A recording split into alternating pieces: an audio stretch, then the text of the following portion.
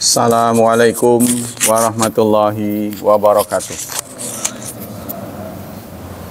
Innal hamdalillah nahmaduhu wa nasta'inuhu wa nastaghfiruh wa na'udzu billahi min syururi anfusina wa min sayyiati a'malina.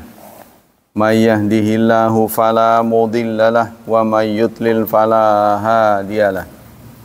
Asyhadu an la ilaha illallah wa asyhadu anna Muhammadan abduhu wa rasuluh la nabiyya ba'da. Allahumma salli wa sallim ala nabiyyina Muhammad sallallahu alaihi wasallam wa ala alihi wa sahbihi wa man sara ala nahjihi ila yaumiddin. Amma ba'd. Ayo ikhwah, kita lanjutkan kajian kitab Fiqhu Bulughil Maram versi Madhab Syafi'i. Kali ini hadis ke 272. Bismillahirrahmanirrahim. Wa an Abi Hurairah radhiyallahu an qala Rasulullah sallallahu alaihi wasallam, bersabda Rasulullah sallallahu alaihi wasallam, idza tashahhada ahadukum falyasta'iz billahi min arba'in. Idza tashahhada, jika bertasyahud, ahadukum, salah seorang di antara kalian, falyasta'iz billahi, maka hendaklah dia berlindung kepada Allah, min arba'in, dari 4 hal. Yaqulu, dia berkata, Allahumma inni a'udzubika min azabi jahannam. Ya Allah, aku berlindung kepadamu dari azab jahannam.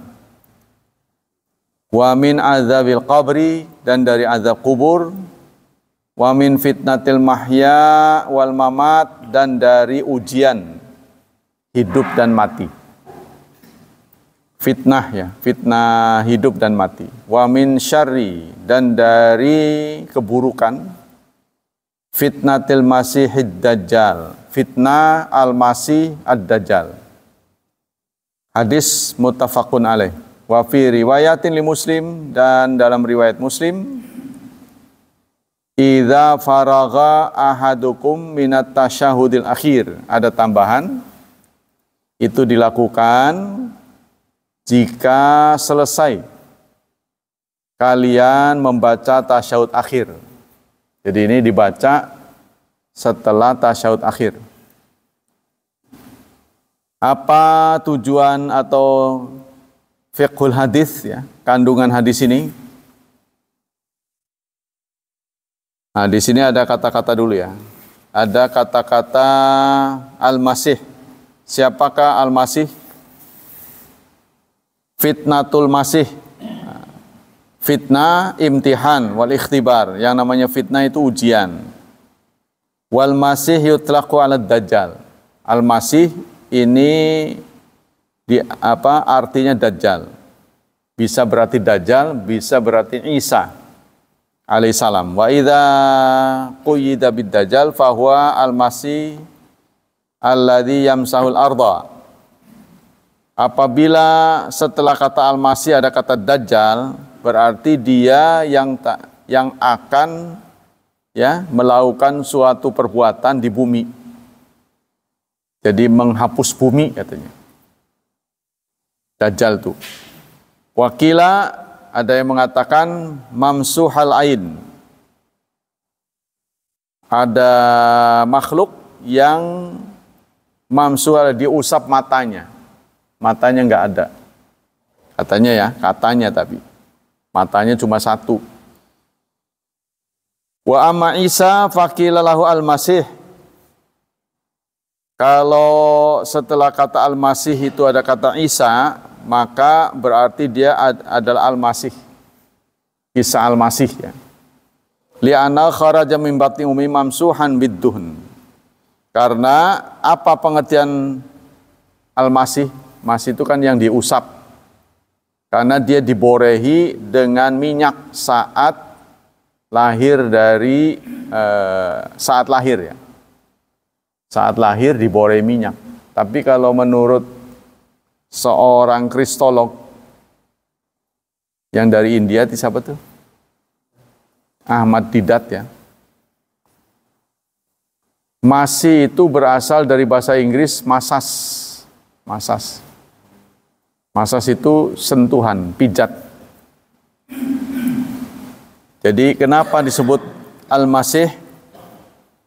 Karena saat beliau setelah lolos dari pembunuhan, beliau tampil lagi di hadapan ibunya. Ya, jadi ibunya menangisi terbunuhnya Nabi Isa. Jadi ibunya tahunya dia dibunuh. Jadi dia mendatangi kuburannya. Nah, di kuburan yang terbunuh itu, Nabi Isa datang dengan menyamar. Ya pura-pura kayak tukang pemulung. Jadi dia pakai topi lebar. Maka Maryam kaget. Nah, dikiranya ini makhluk halus kan. Siapa? Saya ini Yesus, anakmu, Nabi Isa itu. Kan sudah mati. Enggak, aku ini anakmu. Itu tuh. Nah, ini menurut versi Ahmad Didat ya. Jadi ibunya diyakinkan bahwa yang terbunuh itu bukan anaknya. Nah, terus kalau nggak percaya pegang nih tangan saya nih. Sebab kalau makhluk halus kan nggak bisa dipegang. Dipegang nggak bakal ada. Itu jadi dipegang. Oh iya benar. Nah, terus dia wanti-wanti jangan memberitahu siapapun. Jadi tugas Nabi Isa itu hanya meyakinkan ibunya bahwa yang terbunuh itu bukan beliau. Nah, tapi setelah itu kemana itu? Kemana Nabi Isa ini? Apa diangkat ke langit? Ataukah beliau mengungsi di suatu tempat, hidup layaknya manusia biasa? Ini tidak ada lanjutannya. Ya, di versi yang lain nanti beliau akan turun dengan jasadnya. Akan turun ke bumi untuk mengatasi problem mendekati akhir zaman. Katanya gitu. Artinya pemutihan lah. Bagi orang yang masih meyakini Trinitas, beliau meyakinkan bahwa agama yang benar adalah agama yang disampaikan sama dengan yang aku sampaikan, yaitu Nabi Muhammad. Sebab Nabi Isa sendiri datang ke dunia ini tidak membawa kitab yang isinya hukum. Memang beliau itu diturunkan kitab Injil, tapi dalam kitab Injil itu tidak ada hukum. Jadi hukumnya ikut Taurat. Ya, cuma beliau ada tambahan-tambahan. Karena waktu yang disampaikan beliau itu cukup relatif singkat. Ya, katanya cuma 3 tahun. Kalau Rasulullah kan 21 tahun ya. 23 tahun. Rasulullah 23 tahun. Dari beliau membacakan Iqra sampai beliau wafat kan 23 tahun. Nabi Isa mah cuma 3 tahun. Karena itu dilihat dari produksinya gitu ya. Isinya produksinya selama 3 tahun, wahyu-wahyu yang diterima oleh beliau itu terlampau sedikit. Karena itu soal hukum beliau mengikuti Taurat. Ya, sama dengan Zabur. Zabur itu lebih banyak pujian-pujian. Kalau dalam bahasa bahasa orang Kristen namanya kidung. Kidung itu nyanyian-nyanyian memuji Allah isinya. Maka itu terkenal Nabi Daud sebagai nabi yang merdu. Ya. Saking merdunya itu burung-burung sampai berhenti berkicau. Kayak apa merdunya? Ya, jadi binatang-binatang itu sunyi, silent semuanya kalau beliau mengucapkan itu. Kayak apa merdunya? Sulit dibayangkan. Nabi Daud dan Nabi Sulaiman, anaknya ini mempunyai mukjizat yang spektakuler ya. Nabi Sulaiman memahami bahasa binatang, bisa terbang. Kalau bahasa kita kan melalang buana tanpa kendaraan itu kan terbang. Ya walaupun medianya pakai awan, tapi tetap kita sebut terbang. Bisa terbang dia, tanpa sayap. Nah itu ya, itu mukjizatnya Nabi Sulaiman. Tapi Nabi Sulaiman kematiannya berdiri. Ya, mendadak. Katanya Nabi Ibrahim juga mendadak, Nabi Ismail juga mendadak. Nanti ada keterangannya di kitab. Jadi kita tidak usah heran. Dan kita harus bersiap-siap kalau memang ditakdirkan seperti itu ya. Nah, kita kembali ke masalah mamsuh ini. Jadi kalau versi Ahmad Didat, mamsuh ini diambil kata masas, ada yang masas sekarang itu. Jadi sentuhan. Jadi karena untuk membuktikan bahwa yang datang kepada Maryam itu adalah betul-betul anak beliau. Kemudian setelah itu beliau raib entah kemana. Kalau versi hadis-hadis, beliau diangkat ke langit ya. Jadi tubuh beliau tidak mengalami proses seperti kita. Ya kalau dihitung kan udah ribuan tahun masa sih nggak tua, nggak mengikuti proses penuaan. Karena dalam surat 41 ayat 11, siapapun yang hidup di antara langit dan bumi akan mengalami proses metabolisme. Ya, itu Tsumastawa ila sama wa hiya dukhan faqala laha. Lalu Allah ketika menciptakan langit, langit masih berupa dukhan. Ya, kata ilmiah itu gas, berupa gas. Itu yang dikenal dalam akademis itu Big Bang. Jadi ledakan dahsyat. Faqala laha, lalu Allah berkata, berfirman kepada langit dan bumi, i'tiya tau'an au karha, datanglah kepadaku baik dengan suka atau terpaksa. Qalata, langit dan bumi menjawab, ataina ta'iin, kami datang kepadamu dengan taat. Jadi siapapun penghuni langit dan bumi akan terlibat proses penuaan. Tidak bisa mencegah. Sehingga Rasulullah bersabda, "Fatadawu, berobatlah, fa inna likulli da'in dawa." Karena setiap penyakit ada obatnya. Pasti Allah turunkan obatnya. Tapi Rasulullah cabut hadisnya ini dengan illal mauta wal haram. Kecuali proses penuaan dan kematian. Itu nggak bisa diobati. Ya. Nah, itulah pengantar dari ini. Kemudian fitnatul mamat, fitnah ujian hidup. Ma yaridul insan muddata hayyin mil iftitan bid dunya wa syahwat wal jalahalat. Fitnah hidup. Kita hidup ini mendapat ujian. Allah nyatakan dalam surat 67 ayat 2, surat Al-Mulk yang dikenal dengan Tabarak. Alladzi khalaqal mauta wal hayata liyabluwakum ayyukum ahsanu amala.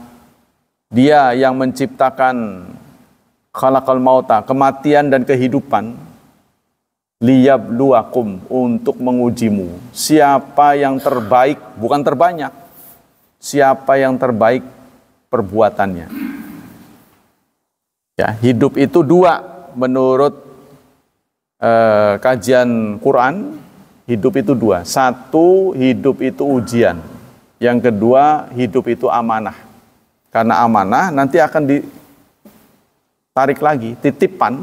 Hidup ini titipan. Jadi karena titipan nanti akan diambil lagi. Bukan sekedar titipan, tapi amanah ini juga nuansanya tanggung jawab. Bukan sekedar hidup, ya, bukan sekedar kita menikmati kenyamanan hidup. Kenyamanan itu akan ditanya. Itu yang Allah sampaikan dalam surat At-Takatsur. Tsumma la tus'alunna yauma idzin 'anin na'im. Kemudian kamu akan ditanya tentang kenikmatan yang sudah kamu peroleh. Suatu saat Abu Bakar keluar rumah, Nabi juga keluar rumah. Lalu mereka bertemu di jalan. Apa sebabnya kamu keluar, Abu Bakar? Lapar katanya. Oh, aku juga. Jadi di rumah nggak ada makanan. Kalau kita mau cari jalan keluar ya harus keluar. Mau cari jalan keluar meneng baik. Nah kan di rumah nggak ada jalan. Jalan keluar gitu kan. Jalan-jalanlah keluar. Mencari jalan keluar di rumah aja. Ya namanya nggak keluar. Jadi mereka berjumpa di jalan, sama-sama lapar. Karena lapar itu mereka keluar mencari gagasan lah. Apa yang bisa membuat mereka menutupi lapar. Nah, mereka yuk kita pergi yuk jalan-jalan. Tibalah mereka di suatu tempat yang dimiliki oleh seorang sahabat yang kebetulan kaya, ya peternak, ya petani di suatu desa. Sampai di sana tentu saja sang sahabat ini sangat gembira menerima kedatangan kedua tokoh yang sangat dicintainya. Jadi dijamulah singkatnya. Dia potong kambing katanya, dadakan kambing muda katanya. Disuguhkanlah. Kata Rasulullah, tahukah engkau wahai Abu Bakar, ini kenikmatan ini akan ditanya di akhirat. Ini kenikmatan. Kita dijamu ini, ya itu kan ringan kan, nggak ada problem apa-apa. Itu pun nanti akan ditanya di akhirat. Kita harus bertanggungjawabkan kedatangan kita kepada sahabat sehingga dia repot. Ini harus kita bisa terpertanggungjawabkan. Nah, kita kembali ke sini. Apa kandungan hadis ini? Pertama, istibabu hadza ta'awudz fit tasyahhud akhir. Dianjurkan membaca ta'awudz ini, berlindung kepada Allah dari 4 hal. Saya sering menyampaikan, Allah sudah menjadikan setan sebagai musuh kita. Musuh yang tidak selevel. Ya, kalau kita tidak minta bantuan, sulit menurut akal sehat bisa menang. Pertama, setan itu non fisik. Kita punya fisik. Dia non fisik. Dia masuk ke dalam tubuh kita. Kita nggak bisa masuk ke tubuh setan. Dia bisa melihat kita, kita nggak bisa melihat dia. Mana bisa menang? Sampai kapanpun nggak bakal menang. Maka cara agar kita menang, kita harus berlindung kepada penciptanya. Kita harus berlindung pada penciptanya. Itu falsafah yang disampaikan oleh ulama ketika baru-baru ini kita mendapat COVID. Bagaimana mungkin kita melawan COVID? Kan ada jargon itu. Kita lawan. Mana bisa, dia kecil banget. Nggak kelihatan lagi.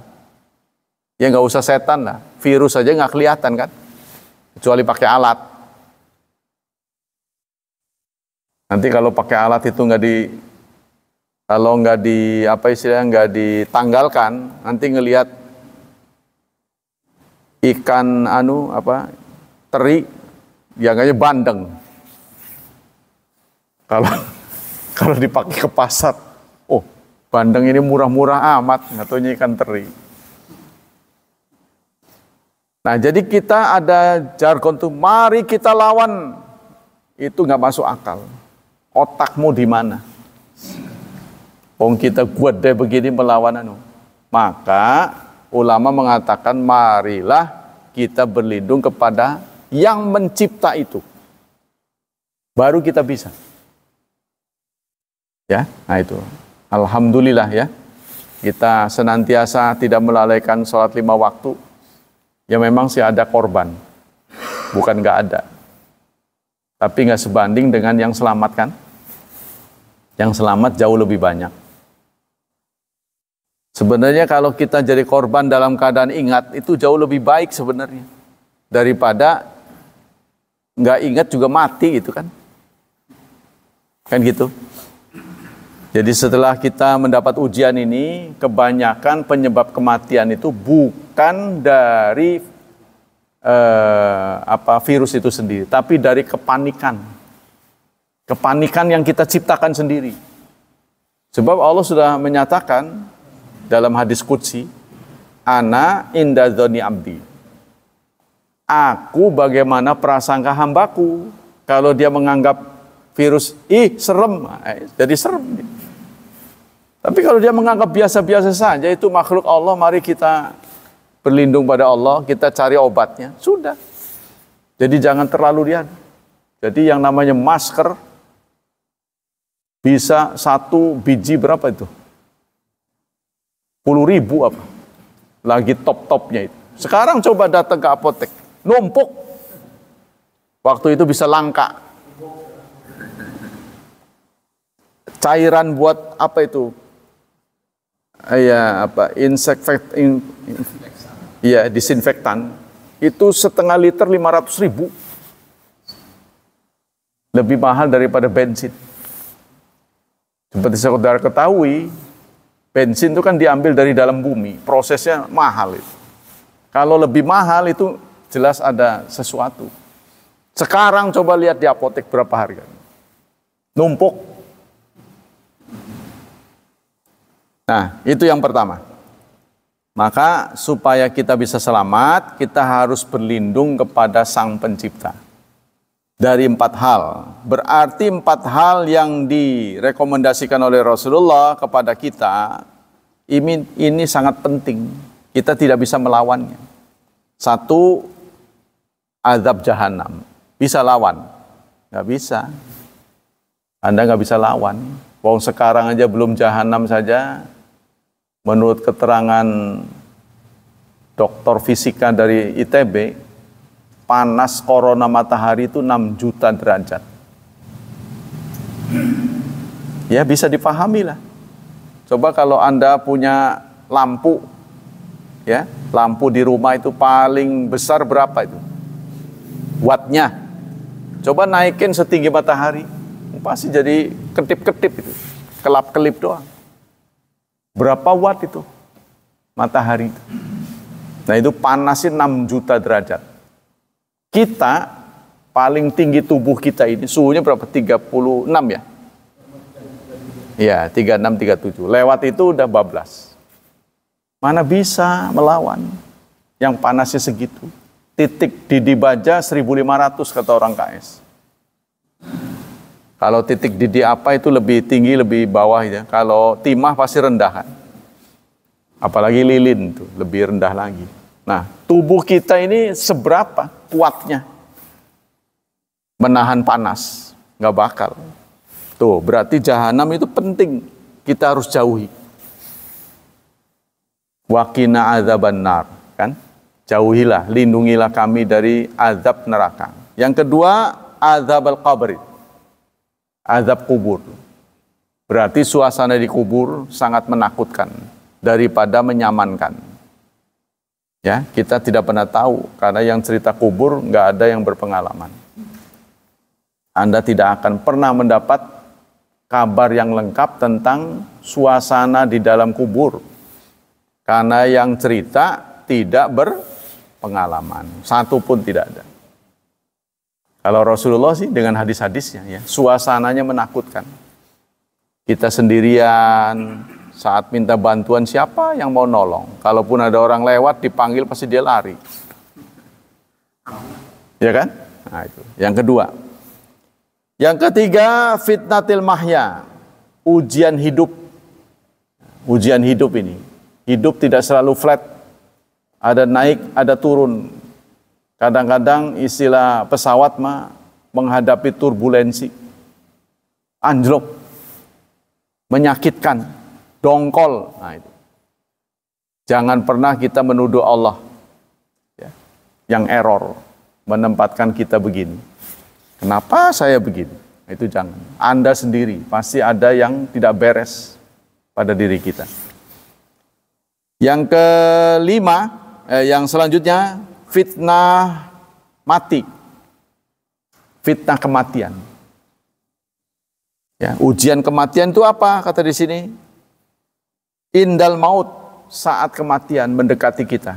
Ya, konon katanya kita dikerumuni oleh setan-setan menjelang kematian. Karena itu disunnahkan talqin. Walaupun kita sudah sering mengucapkan berkali-kali, paling tidak setiap sholat yang 2 rakaat pasti tasyahud kan, syahadat. Tapi ternyata saat menghadapi kematian tidak banyak yang mampu mengucapkannya. Maka itu harus ditalqin, didiktekan. Tuh, itu ya. Indal maut wa udifat ilaha liqurbiyami wa yajuzu ayyurada biya fitnata qabr. Wa qila arada biya su'al fil qabr malhira.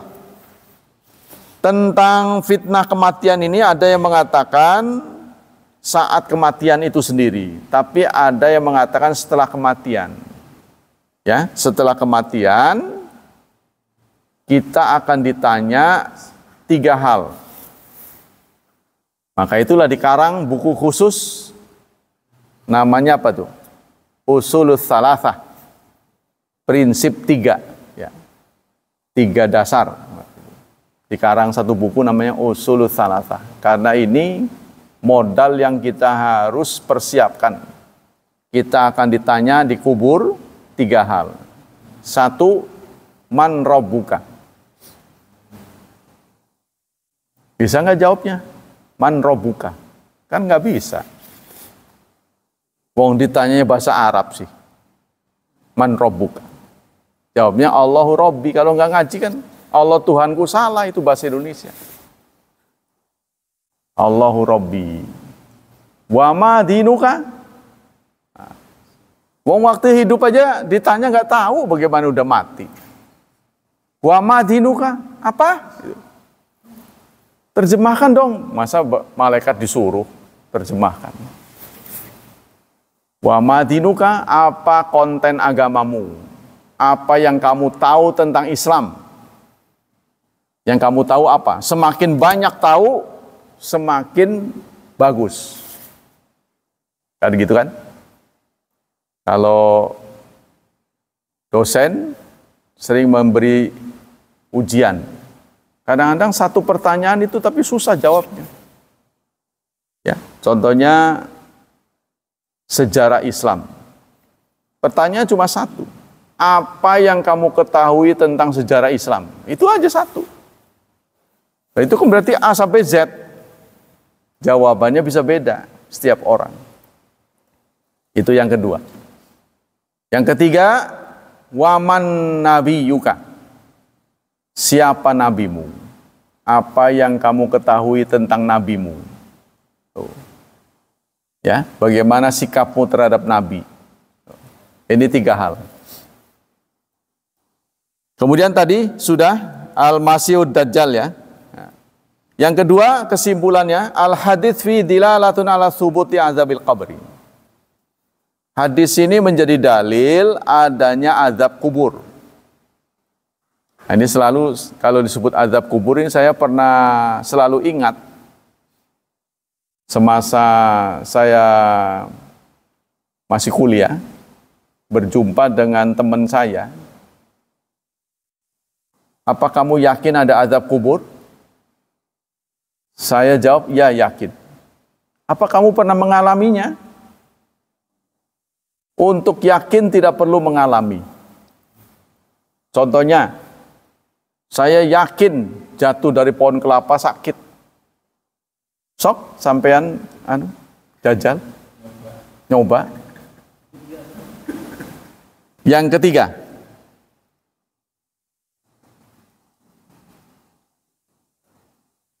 ketiga, subutul fitnah indal maut.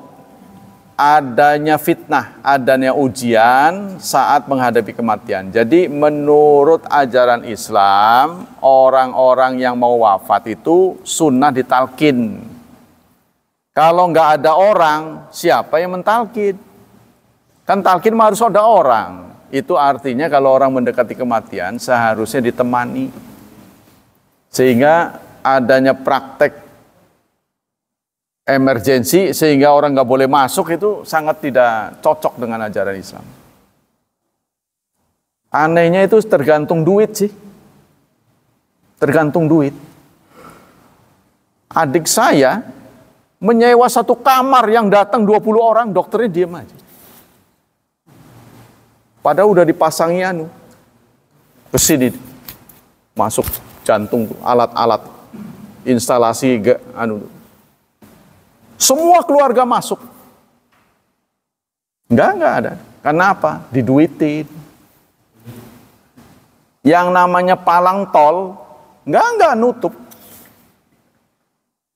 Jadi ada iring-iringan tuh konvoi. Kalau menurut pemahaman keluarga kami, agama dulu, iring-iringan jenazah itu tidak boleh ada penghambat. Ini kan ada jalan tol begini portalnya nih. Ya. Enggak sampai nutup. Jadi iring-iringan selesai baru dia nutup. Nah, itu. Portal aja bisa diatur.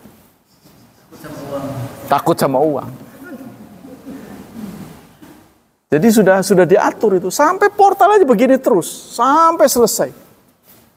Enggak, kan biasa kita nutup itu.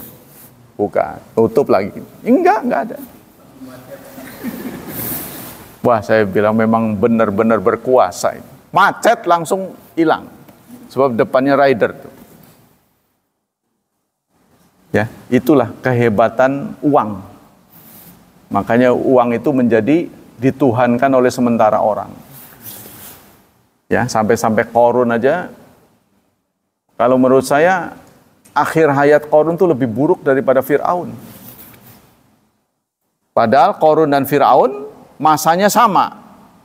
Di masa Nabi Musa, Qarun melambangkan kekayaan, Fir'aun melambangkan kekuasaan. Tapi akhirnya Fir'aun tuh baca syahadat.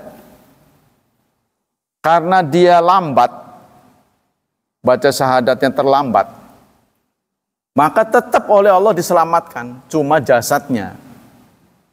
Keimanannya enggak, urusan akhirat enggak.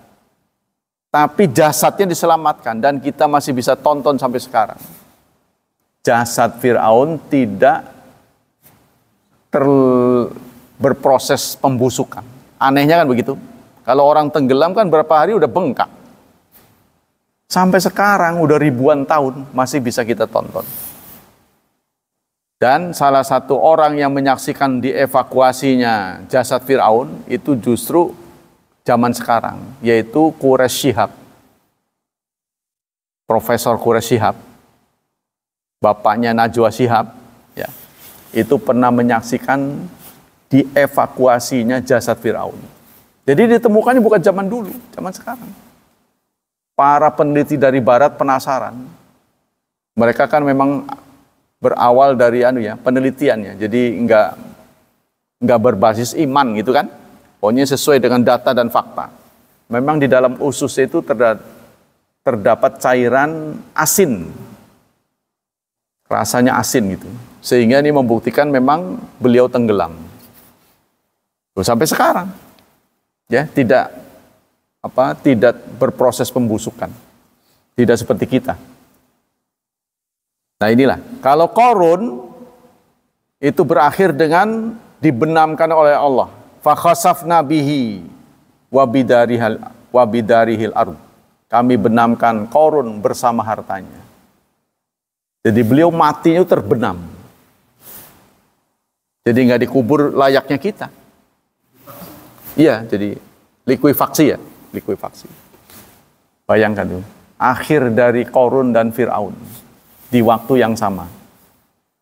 Padahal diawali dengan wa inna Qarun min ahli Musa. Saya lupa itu. Jadi Qarun itu merupakan kaumnya Musa. Ya. Jadi masih sedulur dengan Nabi Musa. Saudara sepupu katanya. Jadi fitnah kubur, fitnah kematian itu sakarat allati dzakara Al-Qur'an yang disebut dalam Al-Qur'an surat 50 ayat 19. Wajaat sakratul mauti bil haq, dan datang sakratul maut. Sakra itu apa? Sakra itu mabok. Ya. Sekarat, orang sebut dengan sekarat. Sekarat bukan sekarat emas, bukan. Sekarat atas sakar, sukara kan. Mabok. Jadi orang kalau sudah mendekati kematian itu mengalami keadaan disintegrasi,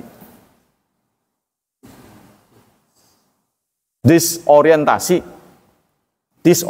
Jadi udah nggak bisa mengenali lagi ini siapa, saya rumahnya di mana itu. Disorientasi, hilang ininya, ngeblank gitu sih bahasa kitanya, ngeblank. Sama dengan orang bangun tidur, ditidur dadakan tuh. Coba tanya 2 tambah 2 berapa? Masih lama dia. Ngeblank. Nah, orang mau meninggal ini ngeblanknya bukan sebentar, sampai kematiannya. Ya, dalam surat 50 ayat 19 Allah menyatakan telah datang sakratul maut, kematian, sakarat. Bil haq, dengan benar. Jadi ini hak. Ya, hak itu aja adanya kesesuaian antara pernyataan dan kenyataan, itu namanya hak. Wa anauna wa ununul Bukhari biha babu sakaratul maut wa yaqulu Rasulullah SAW. Bahkan Imam Bukhari memberi judul hadis Rasulullah dengan judul bab sakarat maut, sakarat kematian. Lalu beliau merilis hadis innalil mauti sakarat. Sesungguhnya pada kematian itu ada sekarat. Sekarat itu kemabokan-kemabokan. Ya, jadi perilaku-perilaku yang aneh sebelum kematian. Rasulullah sendiri gimana? Rasulullah sendiri ya di menjelang kematian tuh berat kepalanya, pening. Lalu ada yang bertanya, apakah engkau juga menghadapi kesulitan ya Rasulullah? Kesakitan ya Rasulullah? Beliau menjawab, kesakitanku 2 kali dari umatku. Jadi bagi mereka yang mengalami kematian tuh nggak ada yang nyaman. Ya maksudnya begini, Rasulullah tidak menjawab, alhamdulillah, saya nyaman-nyaman saja. Sekarang ini saya diperlihatkan bidadari-bidadari surga. Contohnya nggak begitu jawabannya. Maksud saya begitu.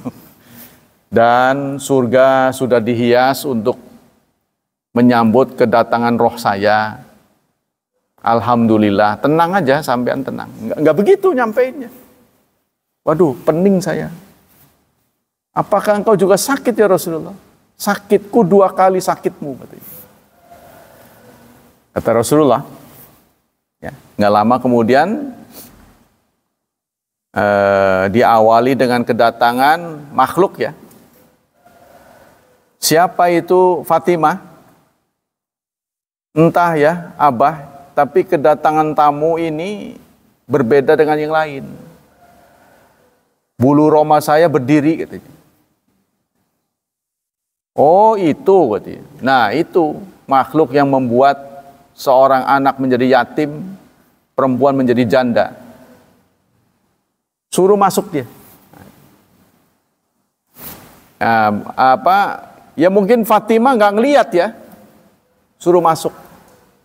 Karena seperti yang saya uraikan dalam ini, uraian para ulama, kematian yang menghadapi seseorang antara orang biasa dengan Nabi beda. Kalau dengan Nabi itu ada prolognya, ada basa-basinya. Walaupun antara basa-basi dengan eksekusi lama enggak, nah itu enggak tahu. Karena kalau Nabi datang kepada Nabi Musa kan langsung ditonjok gitu. sampai matanya, biji matanya keluar katanya. Ya, jadi malaikat ini ngasih tahu, saya mau mencabut roh kamu, langsung ditonjok. Pulanglah si malaikat melapor, ya Allah, engkau mengirim kali ini kepada orang yang kayaknya belum siap. Si malaikat itu jawab begitu. Sudah datang lagi, kamu belum berhasil juga. Datang lagi yang kamu tadi datangi, beritahu dia diberi pilihan. Suruh meletakkan tangan kanannya di atas punggung kambing.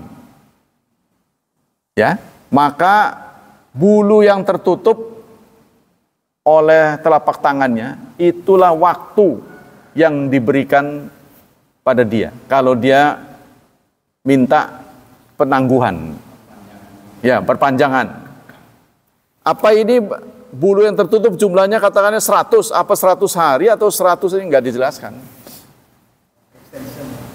Iya, nggak dijelaskan ini masanya, satuan masanya apa, jam, apa hari, apa bulan, apa tahun, nggak dijelaskan. Terus setelah itu, setelah habis, ya kematian. Oh, mati-mati juga. Ya udahlah, saya milih kematian. Tapi saya minta, ada permintaan. Apa itu? Tolong, karena targetnya tidak tercapai. Kalau Rasulullah kan targetnya Fathu Makkah.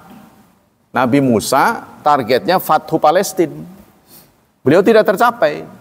Tolong aku matikan di dekat Palestina, Baitul Muqaddas.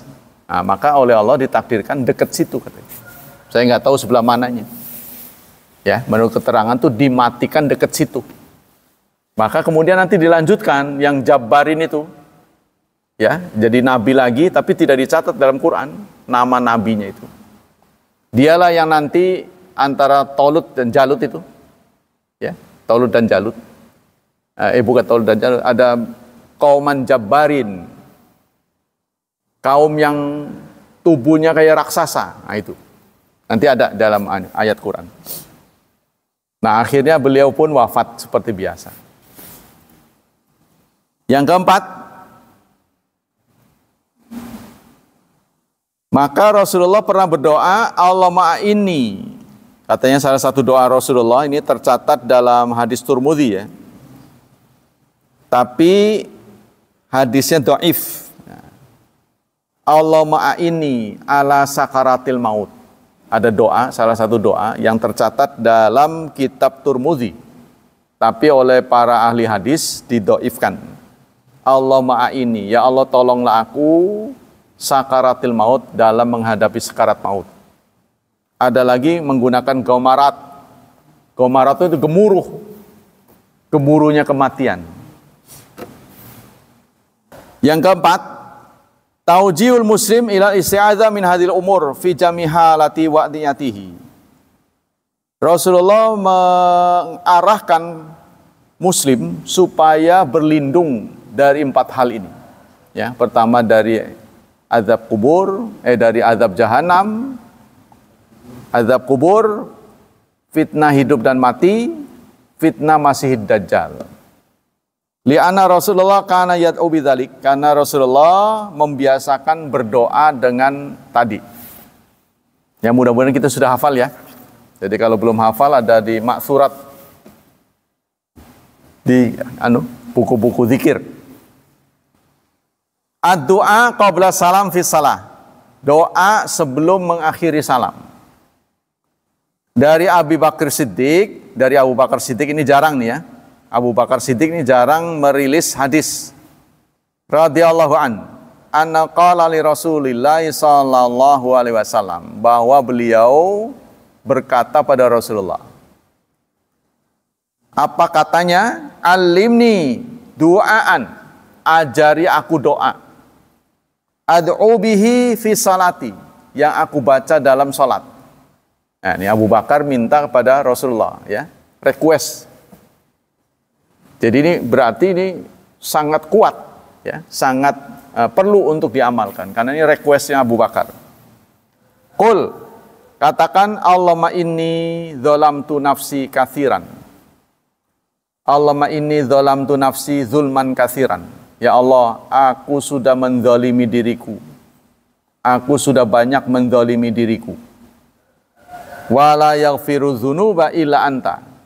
Tidak ada yang bisa menghapus dosa-dosa, mengampuni dosa-dosa kecuali Engkau. Faghfirli, maka ampunilah aku, maghfiratan min indik, dengan maghfirah dari sisimu. Warhamni, dan rahmatilah aku. Innaka, sesungguhnya engkau, engkau al-ghafur, maha pengampun, ar-rahim, maha penyayang. Apa derajat hadis ini? Sangat kuat, muttafaqun alaih. Ya, derajat hadis pertama itu KW1 muttafaqun alaih. KW2 Bukhari. KW3 Muslim. KW4 Sunan-Sunan, ya, Abu Dawud, Turmudi, Nasai, Ibnu Majah dan sebawahnya. Jadi ini KW1. Apa kesimpulan hadis? Istibabu doa. Jadi doanya itu, Allahumma inni dzalamtu dzulman katsira, ya, wa la yaghfiru dzunuba illa anta. Faghfirli maghfiratan min indika warhamni innaka antal tawwabur rahim. Innaka antal ghafurur rahim. Cuma 4 saja sebenarnya. Allahumma inni dzalamtu nafsi dzulman katsira wa la yaghfiru dzunuba illa anta. Faghfirli maghfiratan min indika warhamni innaka antal ghafurur rahim. 4 kalimat. Gampang lah. Satu hari apal. Ya. Kesimpulan hadis, istibabu doa fi salat alal itlaq. Dianjurkan doa ini secara mutlak. Wal isti'adzah, dan isti'adzah, liyatakhayyar minad du'a ma yasha. Kalau doa ini sudah dibaca, isti'adzah tadi sudah dibaca, silakan Anda berkreasi. Silakan kita berkreasi doa. Ya, kan susah ini. Masing-masing kan punya kepentingan. Nah, bacalah di situ. Nah, ini yang jarang diimani oleh banyak umat Islam. Ketika dia menghadapi persoalan, jarang minta kepada pemberi solusi. Ngomongnya ke orang. Ya memang itu disyariatkan, tapi jangan lupa kita juga minta solusi kepada Allah. Karena Allah mempunyai solusi yang tidak terbatas. Bukan sekedar segudang. Ya, solusi yang tanpa batas. Banyak yang tidak terfikirkan oleh kita, tapi ternyata Allah mampu memberikan jalan. Wal atiyatu katsiratan. Doa itu jumlahnya banyak. Fi sunnati nabawiyah. Silakan dibaca sendiri dalam maksurat. Nah, kalau harus berdoa, utamakan yang maksurat. Maksurat itu yang mendapat rekomendasi dari Rasulullah. Ya, jangan, kalau bisa, jangan doa ngarang sendiri. Sebab sudah ada yang berupaya begitu, dampaknya buruk. Ya, seorang ulama berdoa, ya Allah, berikanlah aku kecukupan. Asal aku bisa makan dan minum cukup, maka saya akan beribadah dengan khusyuk. Begitu kata seorang ulama berdoa, ngarang sendiri. Suatu hari pulang dari masjid, ada orang teriak-teriak, copet, copet. Tahu perbuatannya itu terdeteksi, ya, maka dia lempar hasil copetannya itu ke langit, ke atas. Nah, kebetulan tas yang dicopetnya itu jatuh ke ulama itu. Ke tubuh ulama itu nyangkut. Maka semua orang mengira ulama itulah copetnya. Tertuduh. Lalu dia masuk penjara. Kan di penjara pagi, siang, sore kasih makan. Waduh, dia bilang, mungkin ini doa saya yang salah ini. Gara-gara ngarang sendiri. Ya memang betul Allah kabulkan. Asal cukup aja. Makan katanya. Dikasih makan akhir. Waduh, bukan ini maksud saya. Tuh ya. Jadi supaya kita efeknya baik, maka Rasulullah itu pengarang doa yang paling jitu. Karena beliau wawasannya tentu di luar kemampuan kita. Wawasan dunia. Kalau kita kan hanya dunia saja. Ya Allah berikanlah kekayaan. Ternyata kekayaan itu madarat buat kita. Wong kita tipe orang begitu. Sepi bingung, rame bingung. Artinya nggak ada duit bingung. Dikasih duit juga bingung. Serba bingung terus itu. Nggak ada duit susah. Banyak duit juga susah ngitungnya. Waduh. Nah, ini.